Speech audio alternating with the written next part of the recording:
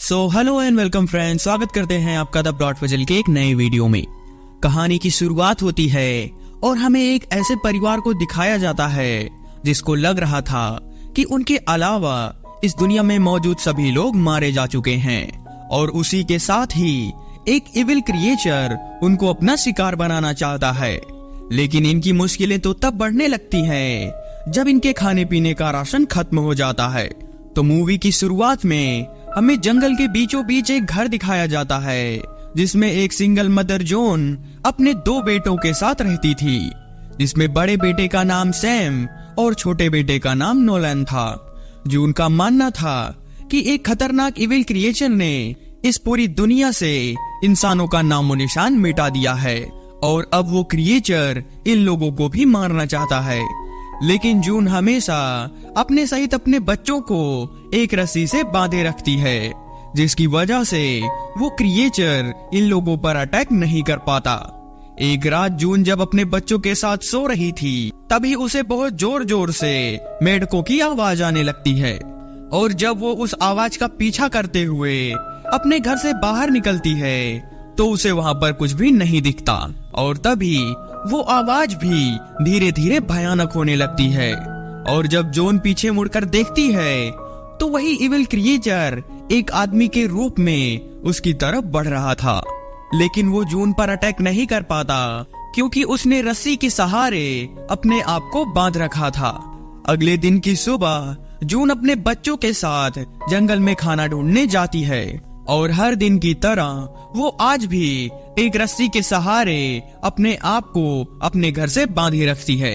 ये तीनों इस जंगल में छोटे मोटे जानवरों और कीड़ों मकोड़ों को खाकर जिंदा रहते हैं, क्योंकि रस्सी से बंधे होने की वजह से ये लोग अपने घर से ज्यादा दूर नहीं जा सकते। और इसी तरह से ये सभी यहाँ पर काफी समय से सरवाइव कर रहे थे। एक दिन खाने की तलाश में नोलन एक पेड़ पर चढ़ जाता है, लेकिन आज उसकी किस्मत उसका साथ नहीं देती क्योंकि वो अंडे तो पहले से ही टूट चुके थे। नोलन अब हताश होकर पेड़ से नीचे उतर ही रहा था कि तभी उसे कुछ ही दूरी पर एक और अंडा दिखाई देता है, लेकिन रस्सी से बंधे होने की वजह से वो वहां तक नहीं पहुंच पा रहा था और इसीलिए वो अपनी रस्सी को खोलने लगता है। लेकिन तभी वहां पर उसका भाई सैम आ जाता है और उसे ऐसा करने से रोकता है और उसे समझाता है कि ये शायद उसी इविल क्रिएचर की चाल है ताकि हम उसके जाल में फंस जाएं और वो हमें पॉजेस करके अपना शिकार बना ले। लेकिन नोलन उसकी एक भी बात नहीं मानता और रस्सी को खोलने लगता है, जिससे सैम उसे धमकाते हुए कहता है कि अगर तुमने अपनी रस्सी खोली तो मैं सीटी बजाकर मॉम को यहाँ पर बुला लूंगा। अपनी मॉम की डर से नोलन को उसकी बात माननी पड़ती है और ये दोनों वापस अपने घर की तरफ चले जाते हैं। लेकिन रास्ते में सैम का पैर फिसल जाता है और वो एक बड़े से पत्थर के नीचे गिर जाता है और तो और उसकी रस्सी भी टूट जाती है जो उसने अपने शरीर से बांधी हुई थी, जिससे नोलन घबराते हुए सीटी बजाता है और अपनी मॉम को यहाँ पर बुला लेता है। लेकिन अब तक बहुत देर हो चुकी थी क्योंकि अब सैम के आसपास अजीबोगरीब आवाजें आने लगी थी और जब नोलन उसके सहारा देकर खड़ा करने की कोशिश करता है तभी हम उस इविल एंटिटी को देखते हैं जो जून की मदर का भयानक रूप लेकर उन दोनों पर अटैक करने आगे बढ़ रही थी। लेकिन तभी वहां पर जून की मदर आ जाती है और उन दोनों को रस्सी से बांधकर उनकी जान बचा लेती है। और तभी हमें यह भी पता चलता है कि वो क्रिएचर सिर्फ जून को दिखाई देता है, जबकि उसके बच्चे उस एविल एंटिटी को बस महसूस ही कर सकते थे। इसके बाद ये तीनों घर आ जाते हैं। घर में आकर जून अपने बच्चों से एक प्रेयर करवाती है जिसमें सैम और नोलन इस घर को और इस जंगल को शुक्रिया करते हैं क्योंकि इसी की वजह से आज ये सभी जिंदा हैं। उसी रात जब ये सभी डिनर कर रहे थे तो जून अपने बच्चों को उस क्रिएचर के बारे में बताती है कि कैसे वो क्रिएचर लोगों को ट्रिक करके अपने पास बुलाता है और उन्हें मौत के घाट उतार देता है। और उसी के साथ ही वो उन दोनों को यह भी बताती है कि कुछ साल पहले जब वो जंगल में खाना ढूंढने आई थी तो उसे एक छोटी सी बच्ची दिखी थी जिसका पैर एक गड्ढे में फंसा हुआ था और वो मुझसे रो रो कर मदद मांग रही थी। लेकिन रस्सी से बंधे होने की वजह से मैंने उसकी कोई भी मदद नहीं की और वो लड़की वहीं पर तड़प तड़प कर मर गई।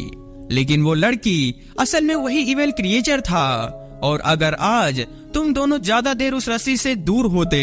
तो वो क्रिएचर तुम दोनों को भी अपने जाल में फंसाकर तुम्हें भी जान से मार देता। रात में नोलान अपने भाई सैम से पूछता है कि जब तुम्हारी रस्सी टूटी थी तो क्या तुमने अपने आसपास किसी इविल एंटिटी को फील किया था।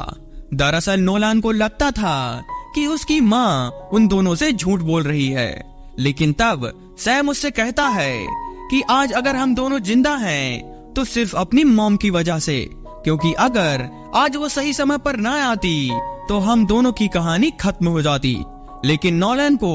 अभी भी लग रहा था कि बाहर की दुनिया में सभी लोग नॉर्मल लाइफ जी रहे हैं। वही दूसरी तरफ जून सपना देखती है कि वो क्रिएचर उसके पति के रूप में उसके सामने आ गया है और उससे कह रहा है कि आखिर कब तक तुम अपने बच्चों को मुझसे बचा पाओगी, क्योंकि एक ना एक दिन मैं उन्हें अपना शिकार बना ही लूंगा। अगले दिन जून जब नोलान के साथ अपने फार्म के पेड़ पौधों को देख रही थी तो नोलान को उसकी पीठ पर सांप का एक टैटू दिखता है और तब वो अपनी मॉम से उस टैटू के बारे में पूछता है, जहां जून उसे बताती है कि यह टैटू काफी पहले बना हुआ था और तब उस क्रिएचर का कोई नामो निशान नहीं था और उसी वक्त मैं तुम्हारे डैड से भी मिली थी। लेकिन धीरे धीरे समय बदलता गया और उस क्रिएचर ने लोगों को अपने वश में करके मारना शुरू कर दिया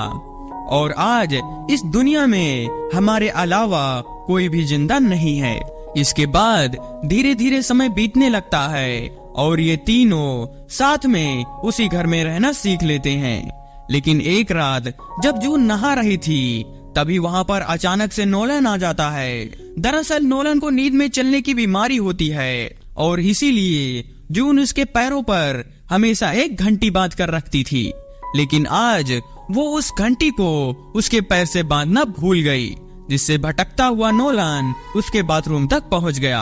अब जून उसे वापस ले जाकर उसके बेड पर सुला देती है। अगले दिन जून अकेले ही जंगल में खाना ढूंढने जाती है और तब वो देखती है कि एक कौवा उसके बेटे की बॉडी को नोच रहा है, जिसे देखकर वो बहुत डर जाती है और जल्दी से भागकर घर के अंदर आ जाती है।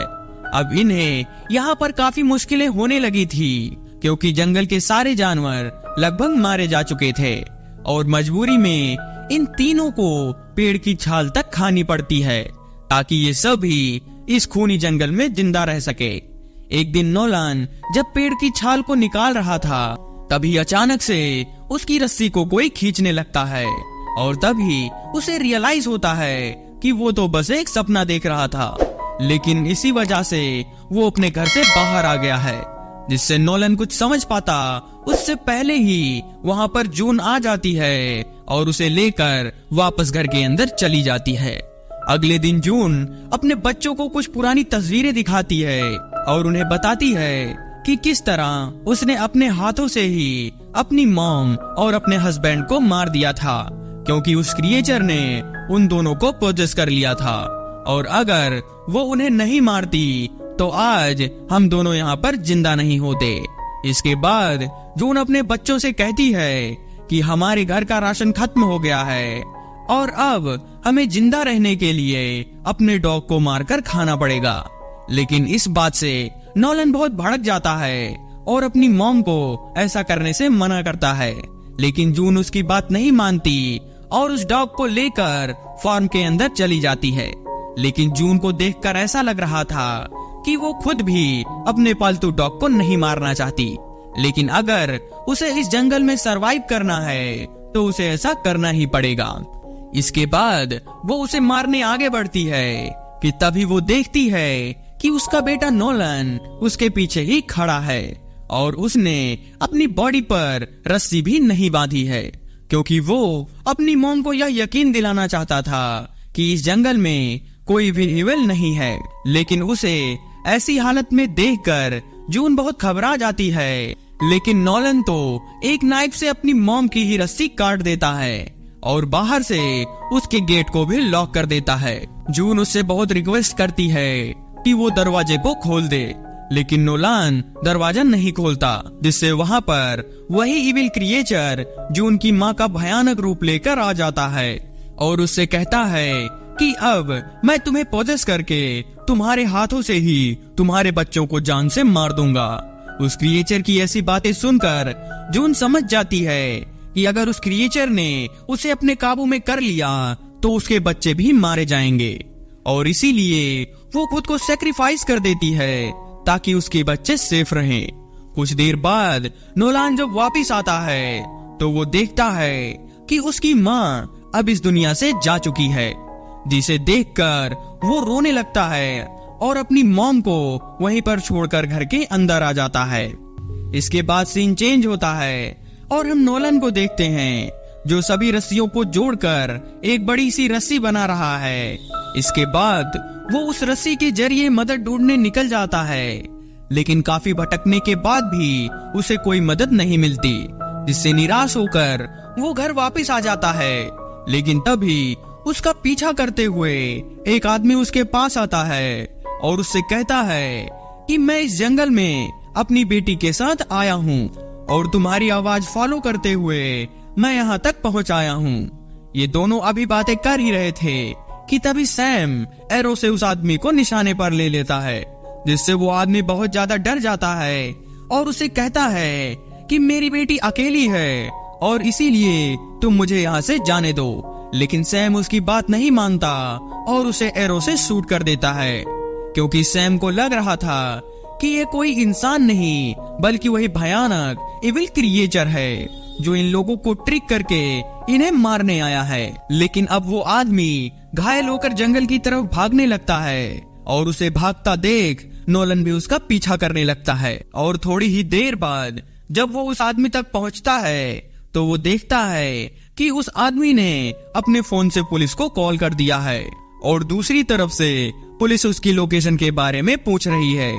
जिसे देखकर नोलन बहुत हैरान होता है। दरअसल नोलन ने अपनी जिंदगी में पहली बार फोन को देखा था और इसीलिए वो उस पर ज्यादा ध्यान नहीं देता और उस आदमी के बैग को लेकर वहाँ से वापस आ जाता है, क्योंकि उसे लग रहा था कि शायद उसके बैग में कुछ खाने पीने का सामान होगा।